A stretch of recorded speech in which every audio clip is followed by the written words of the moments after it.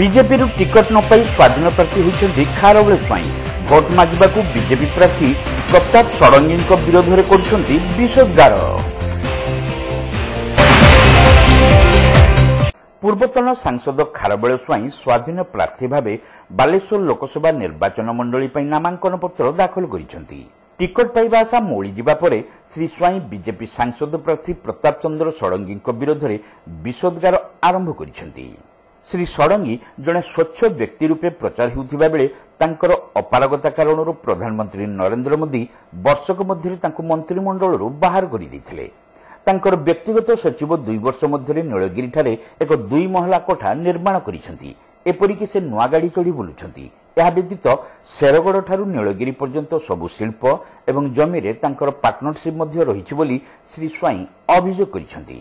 सांसद श्री षडंगी अगोचर में तांकर व्यक्तिगत सचिव केमिति एते संपत्तिर अधिकारी हेले बोली श्री स्वाई प्रश्न करिसेंती। एथिरे श्री षडंगी संपृक्ति थिबा से आरोप उठाइछंती। श्री षडंगी बीजेपी पुराणा और पुरुखा लोकंकु दलरू बाहर करी कांग्रेस एवं बीजेडी लोकंकु टिकट दैछंती। बालेश्वररू 3 थर सांसद भावे निर्वाचित होइथिले भी से दीर्घ 25 वर्ष धरी भड़ा घरे रहउछंती। तांकर निजस्व घर खंडिया नाही बोली श्री स्वाई कहिछंती। अन्य पक्षरे श्री षडंगी दिल्ली रे सांसदों क्वार्टर परिसर में चाल घर निर्माण करी ड्रामा चलाइछंती।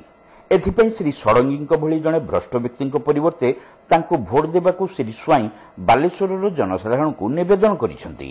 जे आमर जे गत मार्च 3 तारिख पर्यंत एटी सांसद थिले जे कि होचंती प्रताप षडंगी से अत्यंत भल लोक बोली समस्ते कहते। से निजे भी प्रचार करती जे मोर किछि इच्छा नाही, किंतु तांकर जे पीए होचंती चंद्रबिंदु से गोटे एएनएम रो पुओ, तांको घर होउची जाजपुर, तांको पीए कराइची।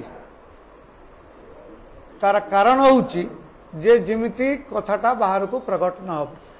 सी जितेबाला प्रताप षडंगी जो प्रथम मंत्री हेले तांकर गोटे छोटिया फाउंडेशन पड़ता गोटे घर पर से नीलगिरी से मंदिर पछरे या भितर से 2 महला कोठा गला। आउ गोटे नुआ OD01 AG5675 नुआ कार चढ़ी बुलूँ कौट से अर्थ आने एएनएम रो पुओ पीए प्रताप षडंगी को मु चैलेंज करुच्ची मिछ बोली से कहूँ। दल रे जो मानू सब से एमएलए पई सुपारिश करचंती टिकट देइचंती समस्ते होचंती अन्य दलरू आछंती। बोगराई रे जहाँ को देइचंती आशीष पात्र से कांग्रेस से जहाँ को टिकेट देइचंती बस्तारे रवि अंडिया बीजेडी सोर तो ये निर्वाचन मंडल नुहे मु कहीपरि से विषय मु बालेश्वर बाहर को मुझा चाहूँ। तापरे जलेश्वर रे जो ब्रज प्रधान बोली जन कांची बीजेडी मो सभारे लोक सब गंडगोल करते जड़े ता भर जो केवल जड़िए पार्टी करूला खारबेल स्वाई मुर्दाबाद ता ना आम पुलिस एफआईआर देचु। यही भाई सब लोक से आणिक दल में पुरई जो माने एत वर्ष धरिकी दल में काम करते कहारिकी से देना टिकेट सी गोटे समांतराल संगठन आरंभ कर बीजेपी भितर। मु अपील करी एभली भ्रष्ट लोक जे बाहर को देखई होचंती भल लोक बोली से आदौ भल नुहंती से अत्यंत दुर्नीतिग्रस्त।